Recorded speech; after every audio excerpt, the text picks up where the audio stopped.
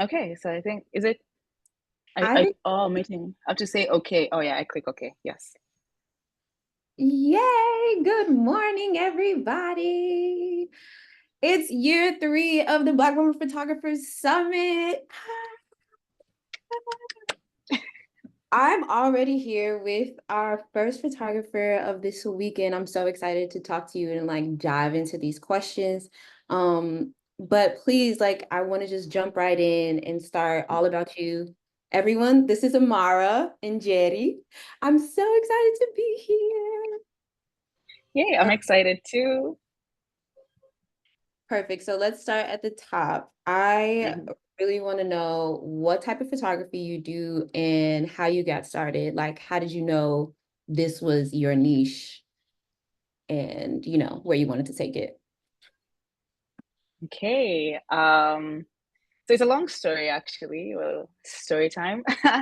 I started with a camera my grandmother bought me when I was around like 8, 7, and like a really cute little Samsung digital camera, and I would walk around the compound and take pictures of like ants, leaves, spider webs, whatever thing I could see, and whatever captured my eye. And my mom started noticing that I'm actually enjoying taking pictures. And she was like, man, I think she needs a bigger camera. So this was now like maybe when I was 14, 15. I really wanted to try like underwater photography. So we got a underwater camera, which is like a small Nikon G-Shock. And then next I was like, hold on, this camera has more settings. I want to learn more. Then got a Fujifilm with, I think it was a 300 lens. And later found myself with a Canon and started doing like portrait photography, street photography, a bit of interior photography, but mainly like just artistic photography because I found like just taking pictures is just like amazing way of like expressing yourself in what you see and what you'd like others to see. And yeah, then later on, I applied for a job in the Masai Mara, which is one of our biggest national parks. And I got it. And from there on, I started learning now more about how to interact with animals, knowing what their moves will be, how to anticipate the shots, and even how to frame it. So it took me like, it was like slow, slow, build, build, build. And then the whole wildlife photography just went, oh, a lot of growth. So for me, like, it's not saying I chose it. It's not saying I wouldn't choose it, but I like to think of it like my mom says, always trust in like God or the universe or whatever path you're supposed to be on. Mm, And by everything, how everything happened, even from COVID and to even like me moving into like certain places in the country, because I moved out of the CBD. So I was not in the main town. So I started loving nature more. And yeah, so it's like everything fell into place for me to find myself into wildlife photography. And later on, finding out that it's it's like a sector where it's not doesn't have like a lot of females, compared to the males. mm, And I was like, damn, like sometimes I feel like I'm being pushed always towards where it's a very like not a lot of females in industry because I even studied like some film production in uni and we were 4 females in the class out of 20 guys. So gee, again, I know, right? So it's some of like it was still leading me up to being comfortable being like the only female. Even my studio where I work, I'm the only female. I'm the first female actually to be in the studio, and one of the few females even to be a female, like a wildlife photographer in the Masai Mara. wow. So again, all I can just say it's like just whatever it is, just trusting the process and knowing that whatever moment or situation or interaction or whatever, it's always leading you to where you need to be and what you should be doing. So for me, that's the whole thing. It started off again with just a gift from my grandmother, and it's grown me all the way to where I am today. That's so beautiful. So, Yeah, would you say that you immediately felt guided? Like once you got that gift from your grandma, had this camera in your hand, it was just yeah, like an innate feeling. definitely, definitely. Because again, it was not my choosing because I wanted to do like fashion design, interior design, or even like agriculture and veterinary. Like for me, wildlife photography, even photography in general, was not part of it. So definitely, yeah, it was again guided. Yeah. My goodness, what lessons did you learn? Like, I feel like as a portrait photographer, I have never done Hmm. wildlife. You know, you talk about the like anticipating the movement of animals. Did you have Yes. any fears going in? Like, how did you learn that kind of like buffer period of like when to really interact, when it was safe to interact with some animals? Yeah. So at first, like again, when my parents they decided to move out of Nairobi, so that's our capital. So Mhm. it's like it's not as big as like cities out like in like the US, but it's still like a big city here in like East Africa. And yeah, we just like, living just there, buildings everywhere, bustling noise. And then we moved now to the countryside, which is Nanyuki, where Mount Kenya is. And sometimes we'll have like leopards coming around, hyenas, elephants, and at times I used to be like, damn, Right. this is wild. This is wild, and I'm thinking about my dogs. I'm like, are they gonna get eaten by leopards, all that stuff? And Oh then my, realizing actually like these animals are much more smarter than we give them credit. And it's not saying um that you should fear them, like even with snakes, like someone would be like, yo, it's a snake, be careful, it's a snake. But if you look at the snake, like, did you disturb it? No. Do you think it's gonna harm you? Most likely not. So it just that made me learn, like now with the whole wildlife photography thing, it's like animals, they just have their own character. They're just like us, they'll just sit there and be like, let me take a break. And you're like, I know when you're gonna take a break. Like even a good example is lions when they're sitting, because they sleep majority of the day, like especially when it's hot, and they're more yeah. active like at night, early mornings when it's cooler. But usually when we're sitting there, because you can be sitting there for like hours watching them, and and it's tall grass and it's blocking them, and you're like, this is not going to be a good shot, obviously, because I can't see anything.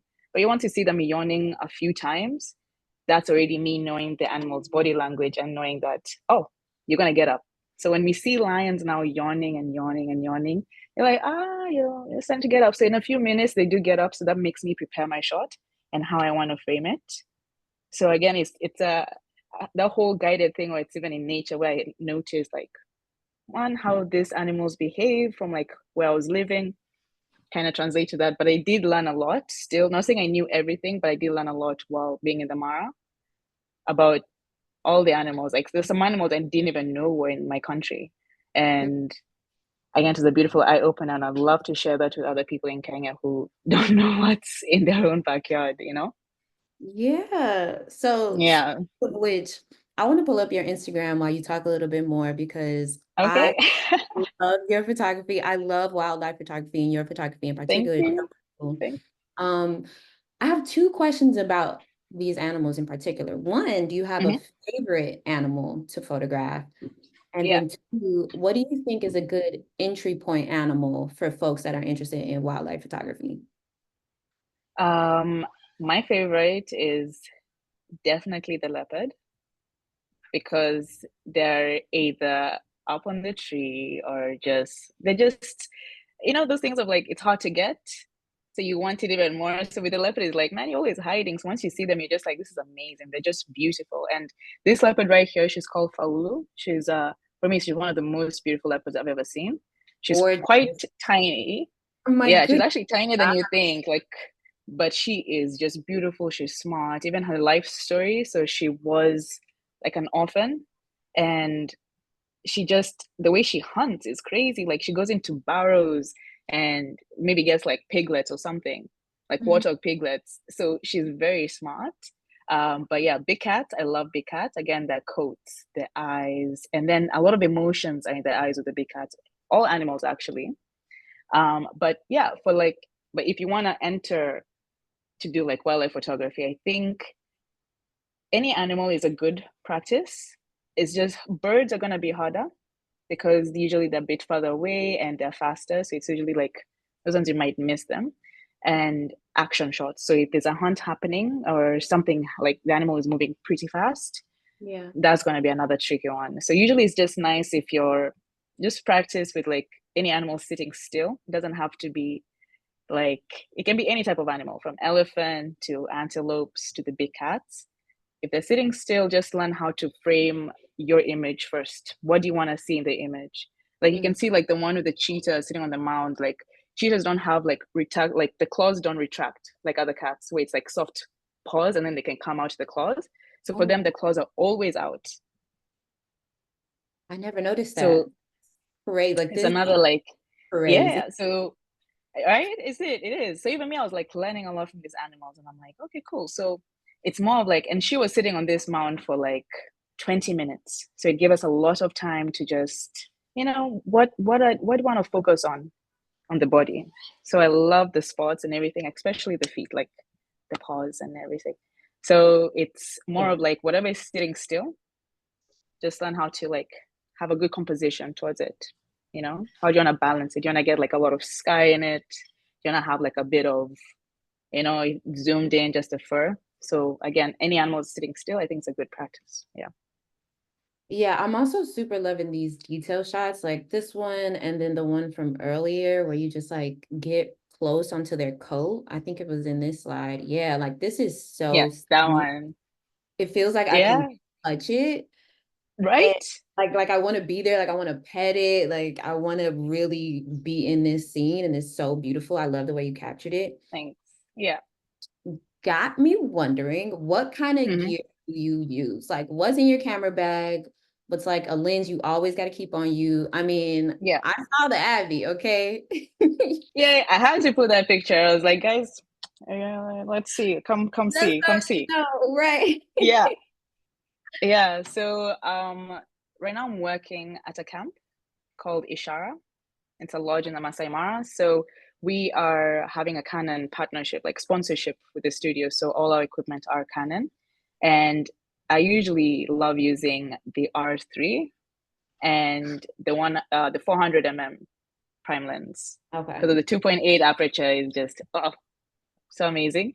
So for me, I usually just like having that. And just in case the 400 is a bit too close, it's nice to have even a 24 to 70 like a nice wide. But usually 400 does a good goes a long way, especially with wildlife photography. Because again, we don't get too close to the animals. They're not going to be like right here with you, so they could Right. be like quite a distance. So that lens does its part pretty well. I feel like I just learned something because I definitely didn't expect you to say a prime lens. But Mm, it's cool that you're like, you can't just be the 400 girl. Like, yeah, literally, because even there are some shots where it was too close, were a bit too close. So I was not mhm. able to get the whole frame, but it's not gonna say I'm gonna get discouraged from missing the shot. I'll just make the best out of it. So if they're too close, then okay, fine. If it's a warthog and a leopard and they're too close, let me try get both of their skin in the shot. Yeah. And I know next time nature will provide, I will get a different shot. Hopefully, like next time. But at that point, I'm like, you know what? Let me use what I have. I love the shallow depth of field, especially for me. That's why the 400 is just, it's so addictive, you know? But also sometimes, if I feel like I don't want to take the big lens, we can also take like the 100 to 500 and at least I get a bit of a range of a wider shot. But Now, 400 all the way. beautiful. And what does that look like when you're on location? Hmm. Like you mentioned, you're a resident photographer at this camp, which is so Yes. cool. Yeah. Which I want to talk more about that. But for the folks that want to be wildlife photographers, maybe on camps, maybe just like work Hmm. freelance for other folks, Hmm. um, having all this camera gear, like a 400 must be heavy, like how do you Yes. maintain, how do you move around? Do you like to like just find your spot and stay there? Like, what does that look like for you on the Hmm. day? Um, you're right, it is heavy. But again, I like to tell people it's more like you have a bit of a gym workout with your arm. So it's always like arm day.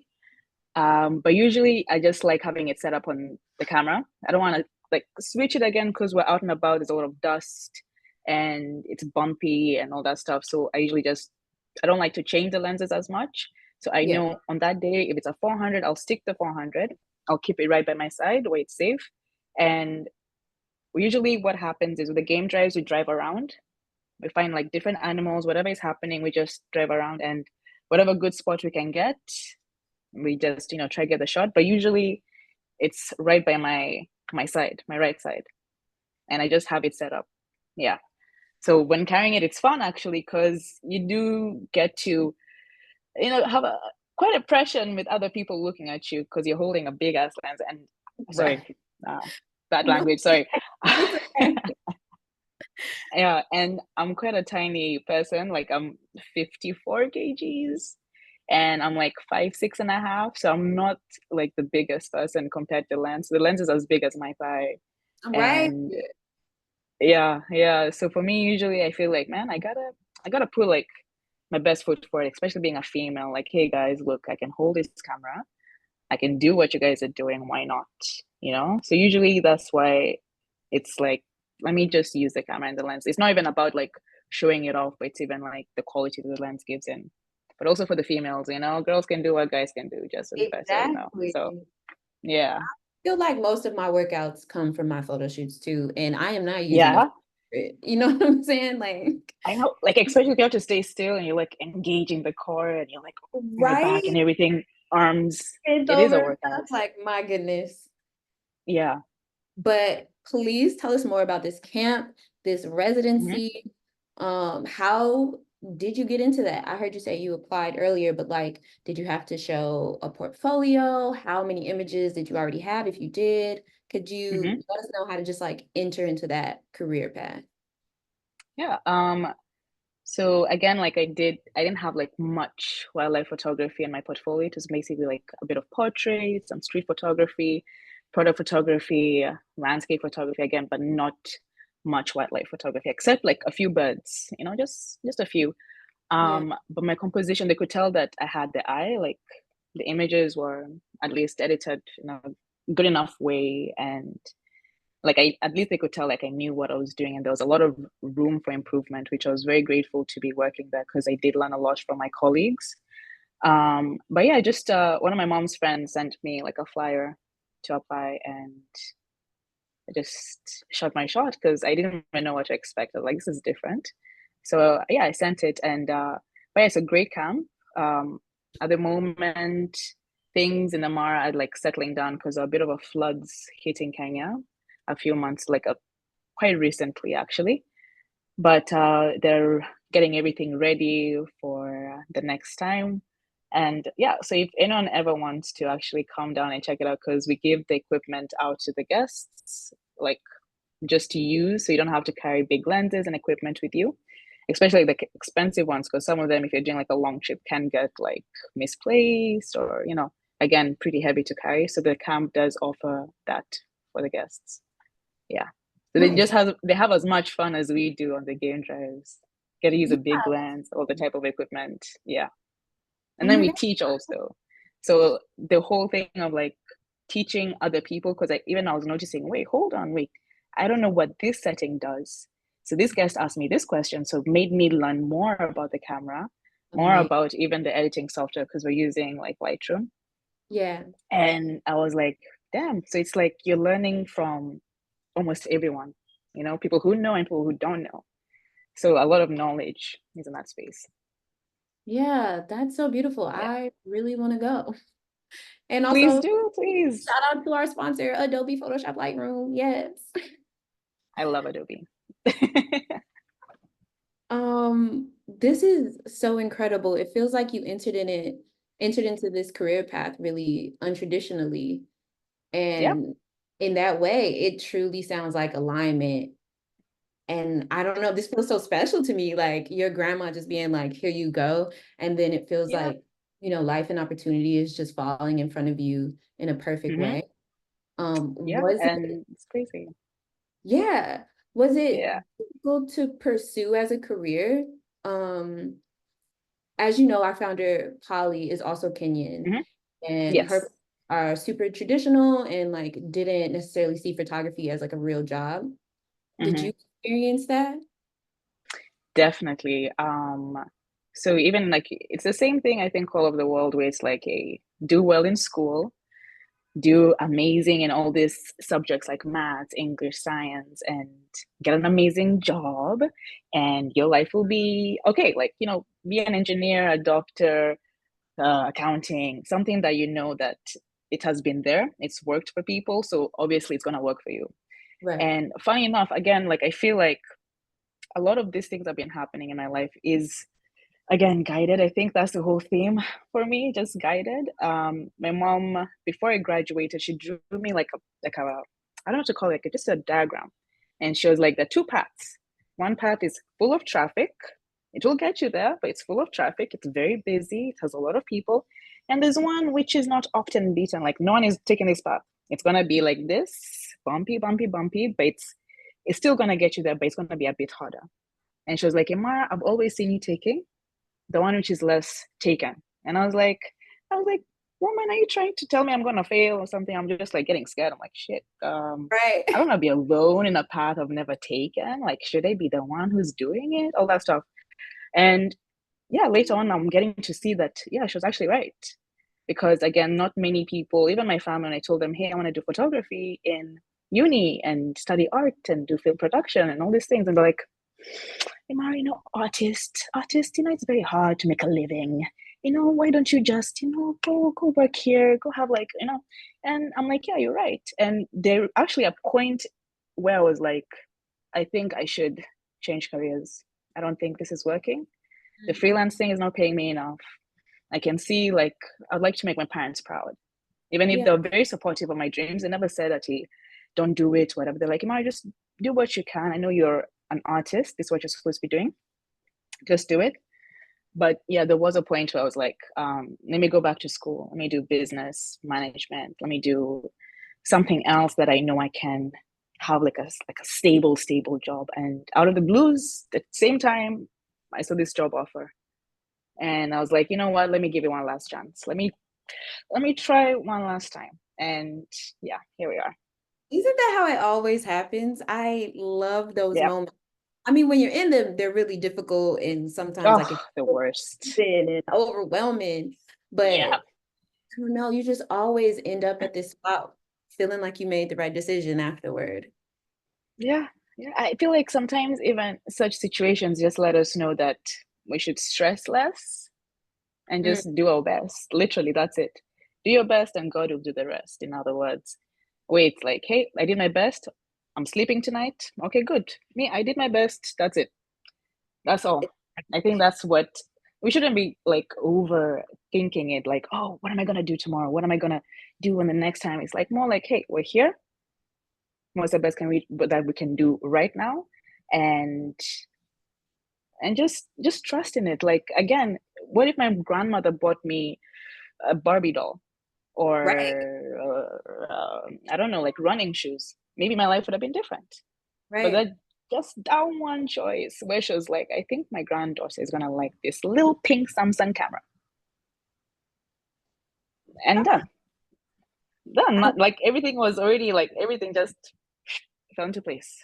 it's It almost takes like years. It's like a plant. Plant the seed, water it, but just let it grow. You're not gonna sit there for 25 years watching a tree grow like this. You just do your best and the rest will fall into place. come on, you giving us bars early. Yes, Yo, man. Poetry. right, exactly. But Yeah. with the idea of staying present, I'm Hmm. seeing a couple people in the chat, and I'm thinking about just like how that is a requirement when shooting wildlife. Yeah. Especially thinking about the types of animals you're shooting, where it's like you really have to be Yes. present to make sure you're safe and things. Yeah. So what are some don'ts maybe Hmm. when it comes to photographing wildlife that you could share? Mm. Okay, so a lot of like because we get to interact with a lot of guests from all over the world. And even if people are all over from the world, there's still one thing that everyone has in common, at least 75% of the time. You see, when you watch Natural Geographic or you're looking through these wildlife magazines and you see like this amazing shot of like a lion jumping on a buffalo or the Great Migration where a crocodile is going like after a zebra or wildebeest. And in their head, they're like, um, I'm gonna see that. They're not even saying, I hope I see it. It's more like, I am going to see that. You're not Mm. letting nature do its natural thing. You're planning for nature. So more on the time, even when we go for the game drive, before we go, we're just like, hey, keep your mind open. Like anything can happen. And a good example of that, on my Instagram, there's Ofaulu, the beautiful leopard. that same day with the guests, we left a bit late. We had a bit of coffee, started chatting, and I was like, "Hey, what would you guys like to see?" And they're like, "Honestly, anything." And I was like, "Amazing." So we just, drove around, chatted, get to know each other. And we see now Faulu going towards like a barrow, and you're like, "Oh, this is crazy." So we don't know what to expect. It could be a warthog living in there, it could be any type of animal that can live in a barrow. And Mm. out of the blues, actually, it was a bat-eared fox, which is something that you rarely see. You can see them, but they're nocturnal, so it's harder to see them during daylight. And here, a leopard literally coming out and killing a bat-eared fox right in front of you the same day that you were just open to experiencing anything.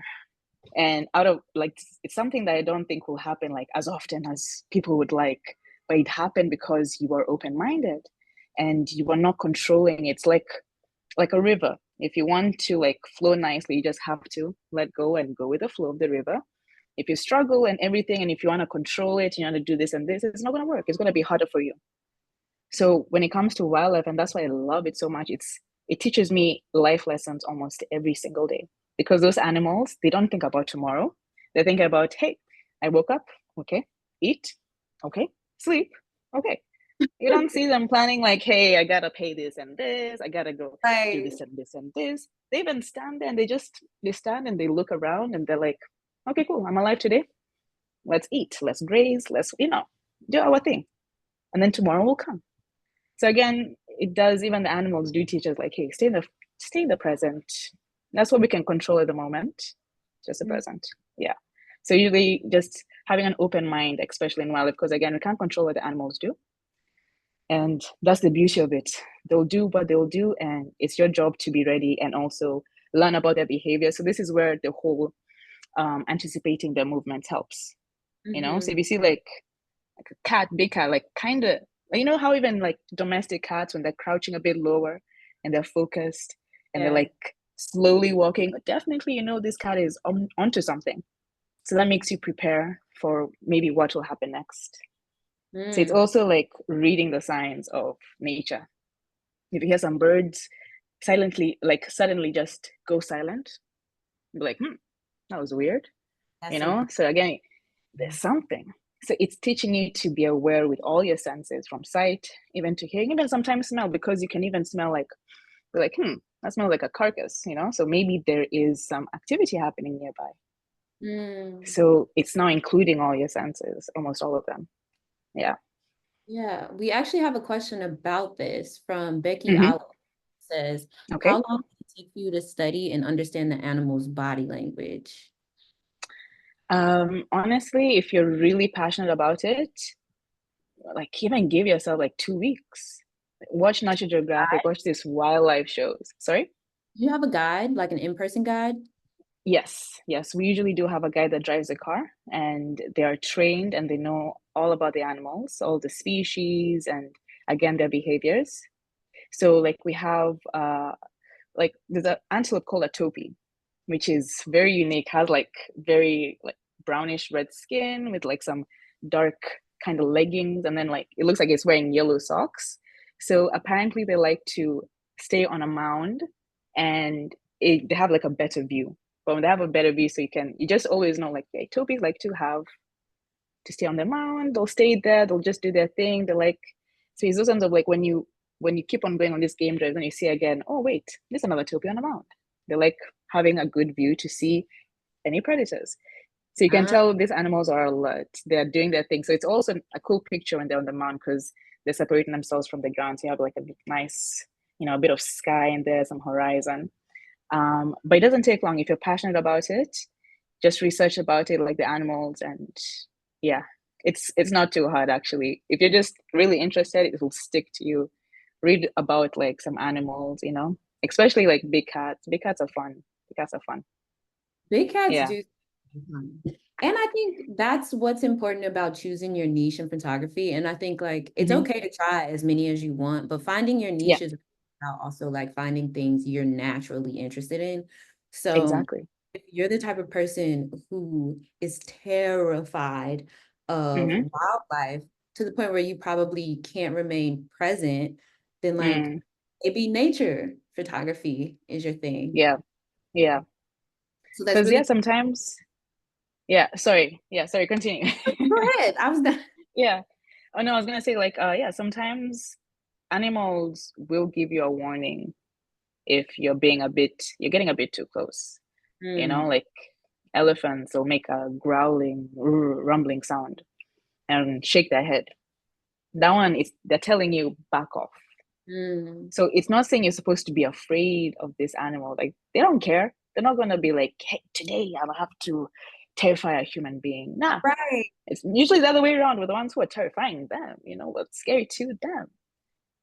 So it's a sense of like, hey, like even when you're going to like let me even give an example like domestic animals because a lot of us interact with like cats and dogs.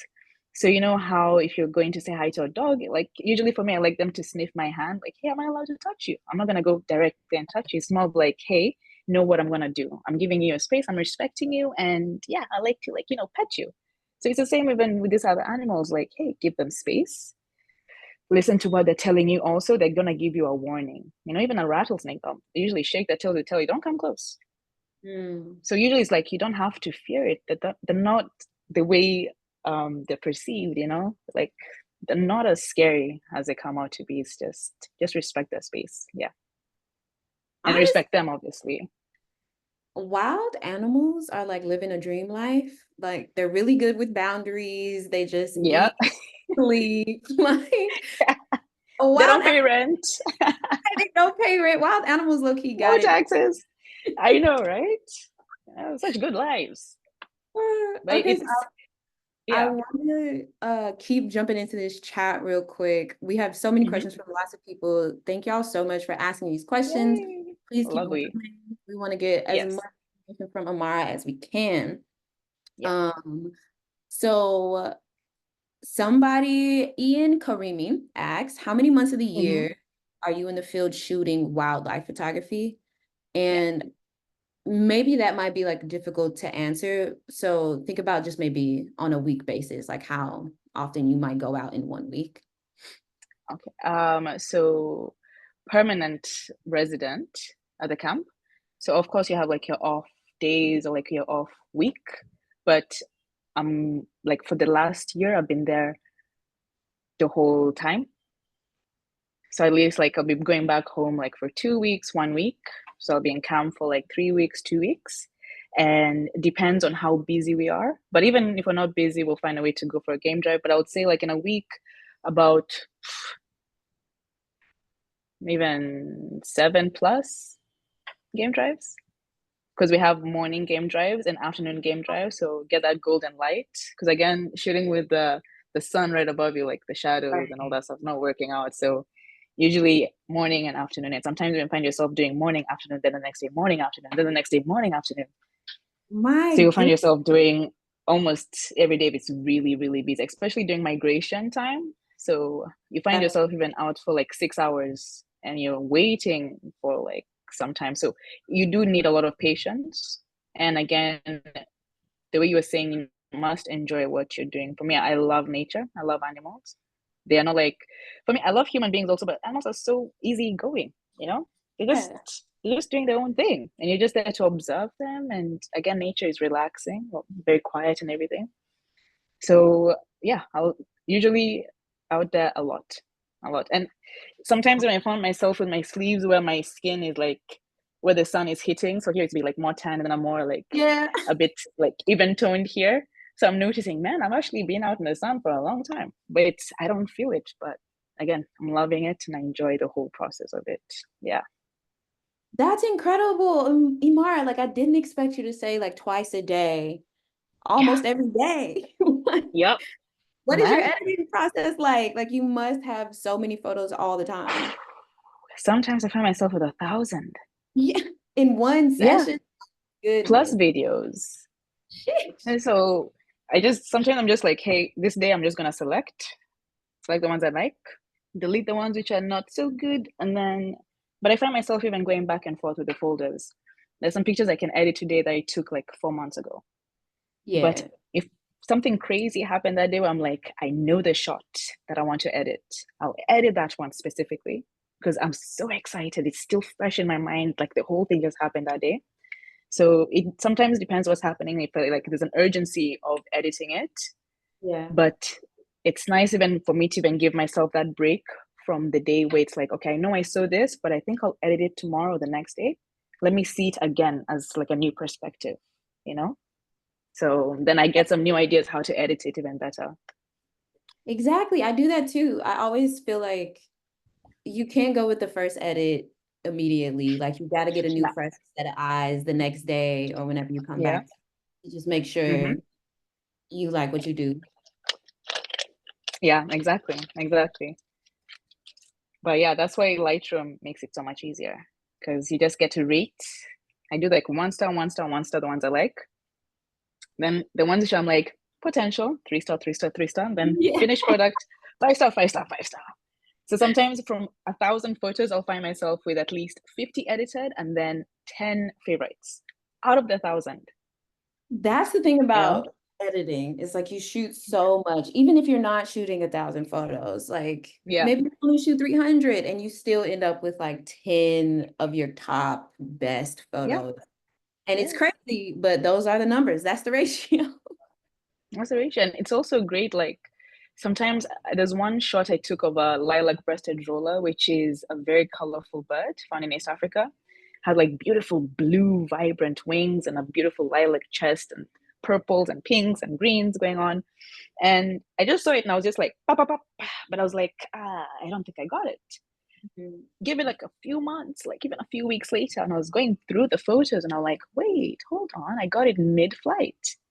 So again, going back and seeing the photos that you didn't know you took actually look pretty cool. Like, oh wait, I got a bird or a butterfly next to the lion, and you're like, oh, that's cool. I didn't know I captured that. So Right. again, I think that's the beauty of photography. It's like, hey, we're freezing time. We're time travelers, literally. I'm going back in the past and I'm I say seeing how it that all looks. the time. We're time Yeah. travelers. Yeah. We're time Um, travelers, man. okay, so Hmm. I want to go back into the chat. Tanya Hmm. Wright asked, how do you Yeah. plan? How do I plan? Sorry. Yeah, how do you plan for a shoot? Which might be Um, different considering you're already at a camp. So maybe if you could provide both perspectives, like if you're working at a camp and if you were just going out by yourself or like um, something. yeah. So for sure, make sure your gear is ready, your cards.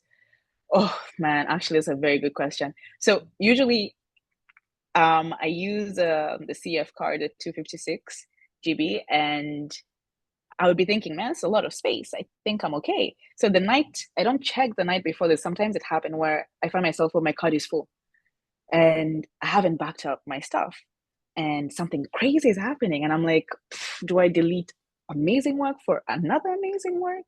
You Ooh, know, so it's always like before you go for any game drive or whatever shoot you're gonna go for, make sure your card is ready to be formatted, you've backed up everything, your battery is charged, and if you know that battery is gonna run out quickly, have a spare or a charger that can like charge in the car or whatever, wherever location you're at. And yeah, again, just be open to expecting anything. But for me, mainly just the card and the battery. Make sure those ones are good. Because there are actually some days where it's like, man, my battery is dead. They're crossing, the wildebeest are crossing. What do I do? What do I do? So it's always just make sure your card and your battery are good. Because without those two, like we're gonna start drawing the pictures. I'm gonna start drawing the lion because I'm like, damn, how do I capture this? You know? Yeah. So it's always it's always good to check your equipment the night before. And always double check even in the morning because you'll be like, oh, I think I put it in the bag, but always double check. It's always best to double check. I too am Yeah. a triple checker. Speaking of chargers, let me grab mine real quick. Hmm. Yeah. Um, yeah, I feel the same exact way. Hmm. Since I've been shooting, I have been terrified of like forgetting my CF card or some batteries or something like that. Yeah. So I double, triple check every time. And it's always good to pack your bag the night before and check the Yeah. morning. Always. Always best. You know, better safe than sorry. Better You safe than know, it's gonna take a few seconds, a few minutes just to check. Good. That's it.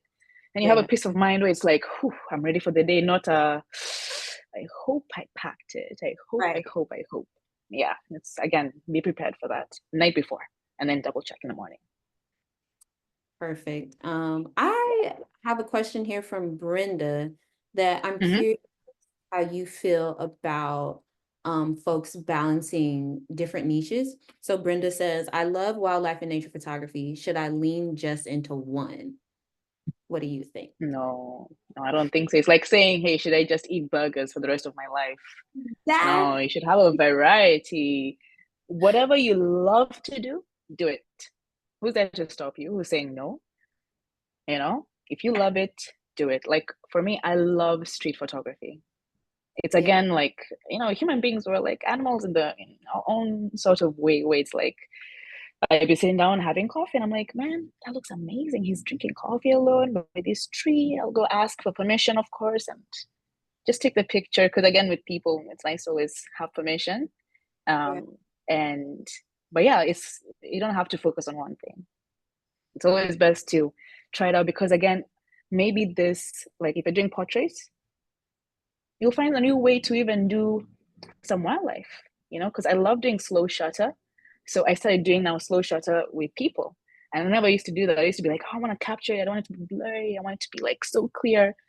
But I started doing slow shutters with animals as they're moving because of that movement. Why can't I do that with human beings? So it's like whatever you're doing on this side can still be translated to the other one. But if you still love them both, they're both even helping you together. So do what you love, man. I completely agree. So definitely Yeah. follow both Brenda. Yeah. Um, and we have another question from the Hmm. chat from Talia Brown. Hmm. Says, how did you decide on which camera system to go with? And maybe you could Um, as a beginner versus now. yeah. Now this is a funny answer though. I've always liked the logo of Canon. Like I'm never like at first I was just like, yo, I like that logo. I like how it looks so cursive. It looks so like a bubble, like just nice curve. And I was like, yeah, I think I'll go for that brand. I didn't even look at other brands. I was like, I know I there's Sony and there's stand this. Nikon and there's Fuji. But I was like, yo, this one, I like how this camera looks. It's not saying that the cameras are bad. It's just that was me when I was choosing my brand. Then, funny enough, the camp I'm working at is sponsored by Canon. Again, being guided, you know. So yeah, it for beginners is just even ask for recommendations from other people who you know. Look at your budget, what is able to fit into your budget, and but get something that will capture good quality and something you can use for a longer time. Yeah, Yeah, something you can even with lenses at least you can get like different brands of lenses that can fit on a specific body. It doesn't have to be the lens from the company. Like it doesn't have to be a Canon lens, Canon body. It can also be like a different company lens that is able to have like an adapter that can, they can work together with the camera's body. right. And you can always change, at least for me, lenses is the big part where it's like it's a lot of investment with the lenses. Definitely. So it's nice to have like a lens that can fit at least on multiple different camera bodies in case you do want to upgrade the camera's body or change. So speaking of which, I know you mentioned Mhm. earlier use, but a couple people in the chat asked what you use. So maybe they just came in a little late. So could you list Oh, out yeah. what you use now? Yeah. So I switched between the R5, Canon R5, and the R3. So this is the new mirrorless cameras and using the RF lens, which is a 400 mm prime, and for the wide 24 to 70 mm.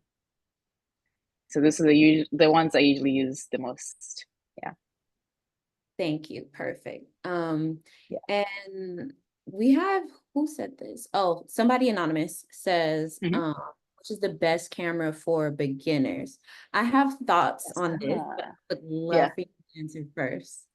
Okay. For me, again, I started off with like the small digital cameras. So Mhm. I think when I started getting more serious with photography, I bought myself a Canon Rebel T6i. which was, very easy to use, very lightweight, and it wasn't something that I invested so much money in, just in case that you find yourself like you're not feeling the photography thing anymore. You don't want to buy like a camera worth thousands of dollars and then you find yourself only using it like three times. Right. So a camera that is also in your budget but still able to take good enough pictures. And once you're comfortable enough, you can always upgrade. But I did start with the Canon Rebel T6i. It's very beginner user friendly, in my opinion, before you even jump into anything like Mark III 1DX, or where it's like there's no auto mode, so even have a camera that can give you auto mode, study how the camera chooses its settings for you, and then from there even try AV mode, aperture priority, or TV mode. Sorry, I'm saying this one because it's the Canon layout on the body. Right. Yeah. So if it's aperture priority, if it's shutter speed priority, if you want to try manual, so have a camera that at least has automatic. Get something that can help you get your composition right. And sometimes you don't even have to get like a professional camera. You can even start off with your phone. Just have the eye first. Like look around, you're saying, oh, I like how those colors mix together. Let me try my phone. How am I going to frame it? So don't tell yourself like I'm going to start photography once I have this camera. No, start off even with something, whatever you can take a picture, and then learn how to frame it. You're seeing you have passion for it. Amazing. Take the next step and invest in something. Beautiful. I Yeah. completely agree.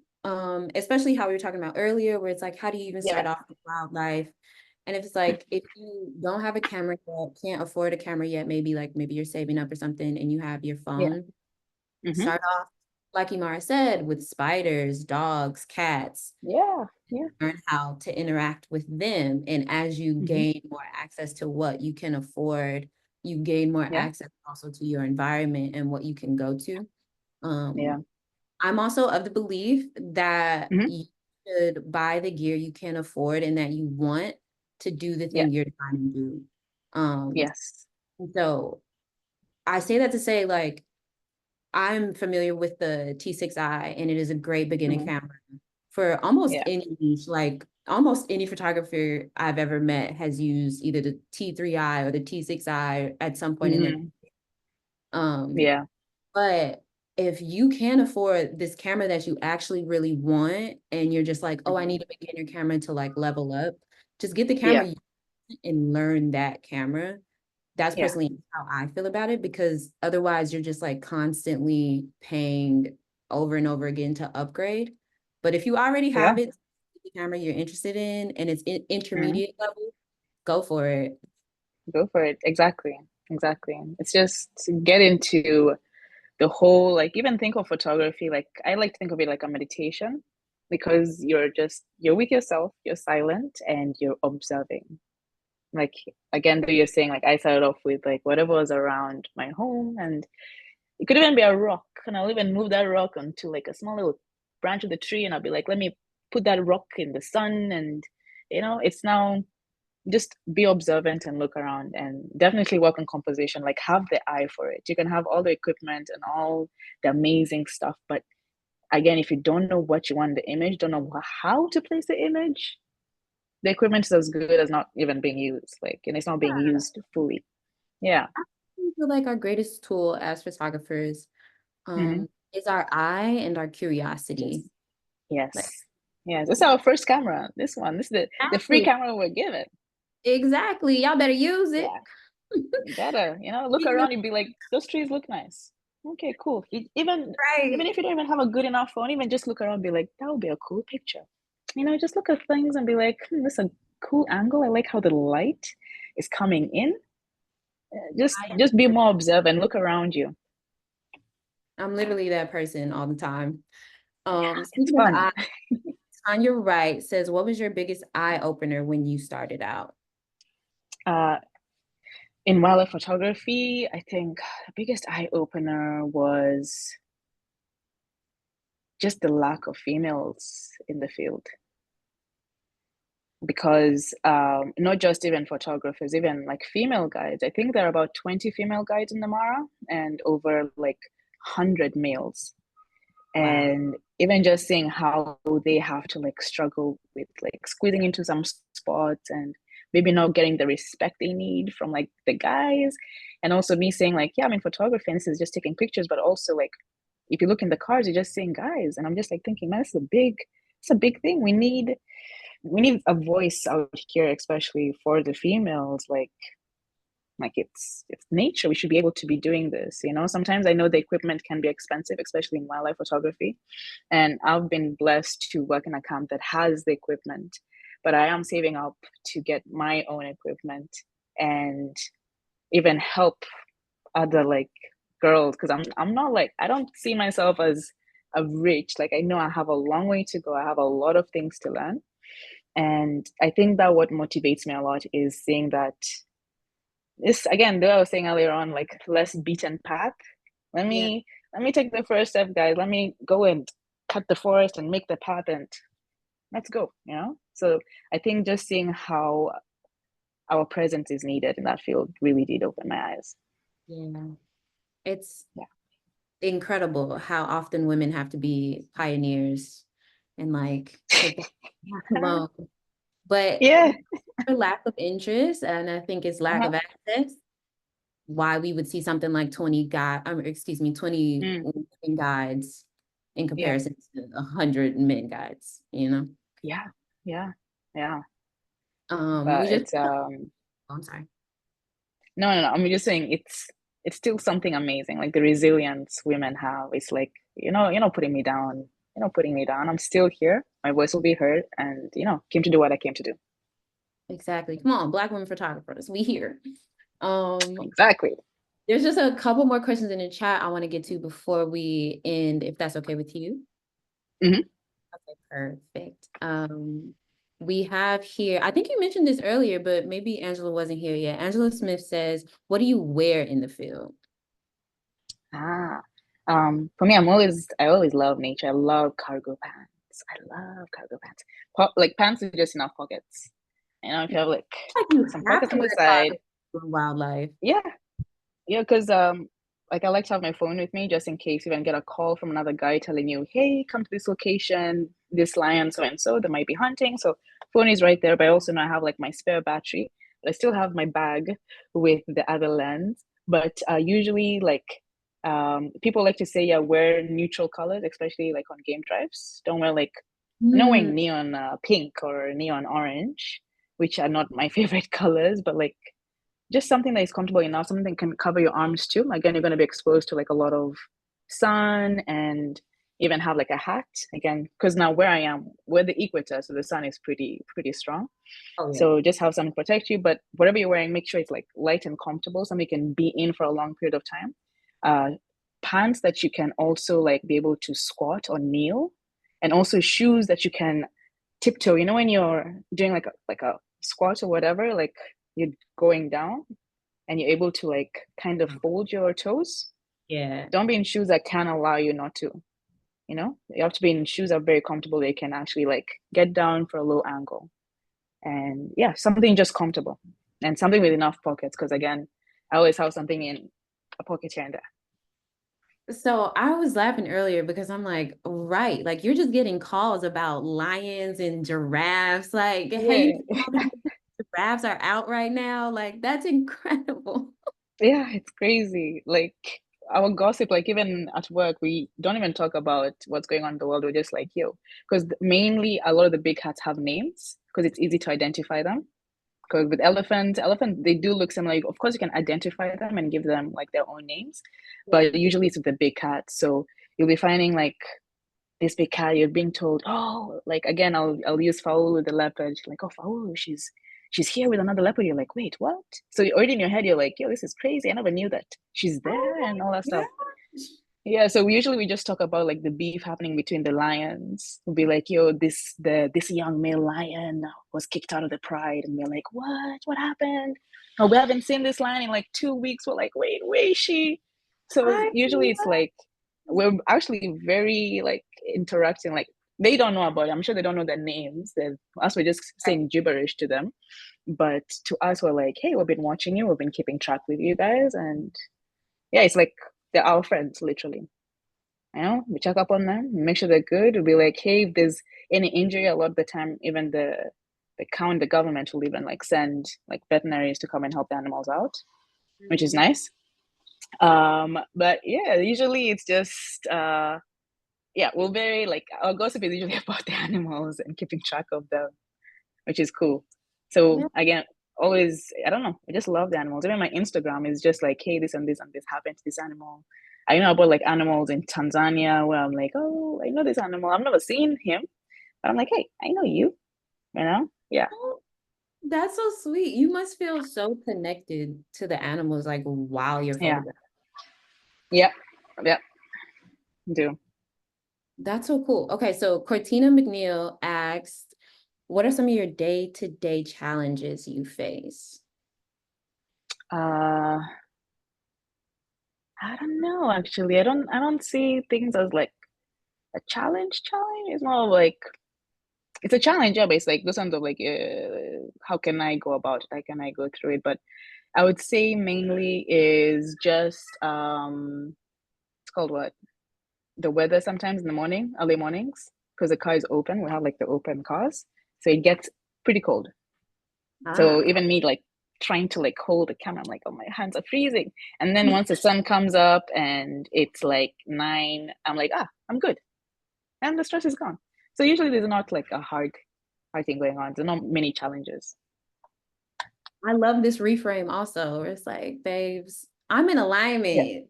It's ease. Yeah. It's ease. Yes, yes. Okay, beautiful. I have one last question from Phyllis, who also said you look Okay. gorgeous.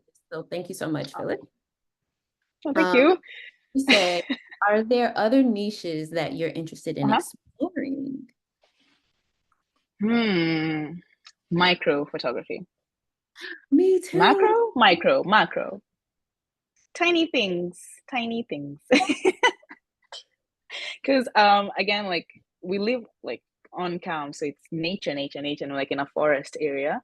And when it rains, you can see all the lichens and the moss and the trees and the fungi just popping out of nowhere. You're seeing like tiny mushrooms inside, which are purple, so vibrant, and the camera lens that we have are not able to capture them to their full potential. Yeah. So usually I would love to just enter this tiny world where like it's right there, it's right under our nose, but we're not like we don't have like our eyes can see so much, so again, needing that help to magnify into this tiny world, I think that's pretty cool because I've always liked like fairies and fantasy things. So I always imagine like a fairy walking around these tiny mushrooms and how the moss is like a little tiny forest and you can see like tiny spiders, and it's just crazy like actually doing their own thing right in front of you but you're not seeing it. So I like that thing of uncovering the unseen. So Mhm. definitely I'd like to try that field. Yeah. I mean, with your attention to detail, I could see you like absolutely dominating that. And it's Oh, just I love it. too, like, I always notice the smallest things. I'm always like, wait, there's a spider right there, And then if you look at it close enough, you'll be like, it has like a little white cross in the bottom. You're like, whoa, right? Yeah, What are you? And then it just like puts you in that rabbit hole of trying to learn about a new thing. yeah, yeah, Well, exactly. that's beautiful. That wraps up all the questions from today. Amara, thank you so much. It was so beautiful You're learning. welcome. My pleasure, my pleasure. It's actually like even being asked to join this, I was over the moon. I told my whole family. I was like, guys, man. So it was I'm just honored to be here and answer the questions and talk to you guys and be part of the community, you Yeah. know? So again, for me, it's my pleasure. Anyone feel free to even send me messages on my Instagram, ask me questions. I love to answer them. Yes, please do follow Imara on Instagram. We dropped her Instagram in the chat. We also want to shout out again our sponsors, Adobe, Photoshop, Lightroom, which, by the way, again this year, you guys could enter to win one free year of the Adobe photography plan, which is Photoshop and Lightroom, two things we absolutely need as photographers. All you have to do is use the hashtag Yeah. BWP Summit on Twitter or Instagram, and that's how you enter to win. So please go do that. Thank you again, Imara. I had so You're much fun today. welcome. I also realized in the middle of our conversation, I completely forgot to Yeah. introduce. So I'm sorry about that, but don't Oh, worry. it's okay. Yeah. plenty of people will come to visit you. The chat was so lit, like wanting to know about you, had so many questions for you. So thank you again, and we'll see you later in half an hour, Yeah. actually. See you soon. Okay. Well, hopefully I'll be around because I'm still in Tanzania, so I'm trying to sort some things out. Yeah, But definitely, I hope. Yeah. beautiful. See you guys later. Okay, see you guys.